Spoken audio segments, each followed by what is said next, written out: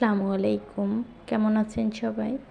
অফিসে আসার সময় ফকিরাপুর মোড়ে এই যে দুইটা মানুষ শুয়ে আছে বস্তার মতো করে, গায়ে শুধু একটা গামছা দিয়ে। আসলে ঢাকা শহরে এর অভাব নাই, অসহায় গরিব মানুষের অভাব নাই। সর্বোপরি আলহামদুলিল্লাহ বলতে হয়, আল্লাহ খুবই ভালো রেখেছেন। তবে দেখেন এই দুইটা মানুষ যে শুয়ে আছেন, মাথায় একটা বালিশও নাই। আমরা রুমের ভিতরে শুয়ে থাকি, গায়ে যদি একটা মশায় কামড় দেয় কত খারাপ লাগে।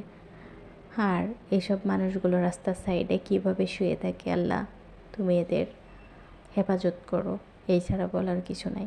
হয়তো সাধ্য থাকলে এদের জন্য কিছু করা যাইতো, কিন্তু যেটা নাই সেটা তো আর বলে লাভ নাই, তাই না? তো এই যে যানজট, ঢাকা শহরে যানজট না হলে কি আর ঢাকা শহর? কর্মময় জীবন।